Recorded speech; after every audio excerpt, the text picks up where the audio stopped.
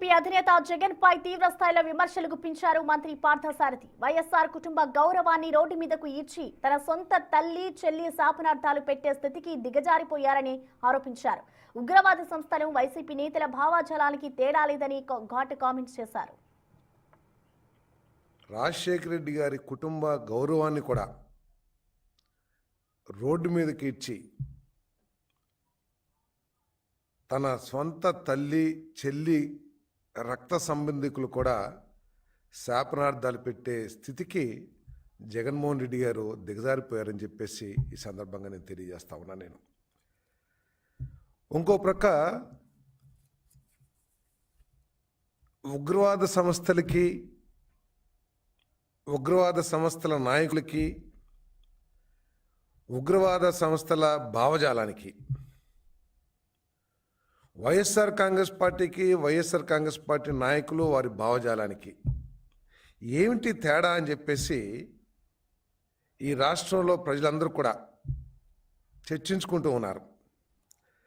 ప్రపంచవ్యాప్తంగా మనం కొన్ని ఉగ్రవాద సంస్థల గురించి వింటూ ఉంటాం. వారి దుర్మార్గపు చర్యల్ని పత్రికల ద్వారా తెలుసుకుంటూ ఉంటాం. ఆల్ ఖైదా కానీ ఐసిస్ కానివ్వండి, ఇటువంటి అన్నీ కూడా వారు ఏంటంటే వారి ఆలోచన విధానం, ఈ ఉగ్రవాద సంస్థల ఆలోచన విధానం, వారు భావజాలాన్ని వ్యాపింపచేసే విధానం,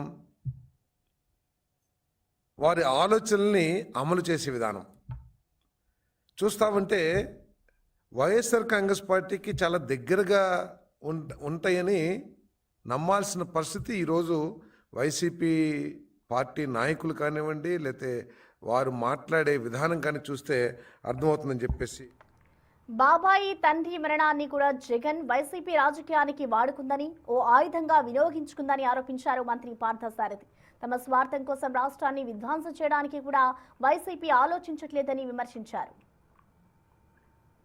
తమ స్వార్థం కోసం తన బాబాయి మరణాన్ని, తన తండ్రి మరణాన్ని కూడా ఒక ఆయుధంగా వినియోగించుకుందంటే ఎంత దిగజారి రాజకీయాలు చేసిందో ఒకసారి అందరూ కూడా అర్థం చేసుకోవాలని చెప్పేసి కూడా నేను మనవి చేస్తాను. నేను అందుకే నరుకుతాం, చంపుతాం, విధ్వంసం చేస్తాం అని చెప్తున్న పార్టీని గొడ్డల పార్టీ అని చెప్పేసి మేము అంటున్నామంటే వారి భాష కానివ్వండి అవన్నీ కూడా దాని మూలంగానే అంటున్నామని చెప్పేసి మీకు మనవి చేస్తామని.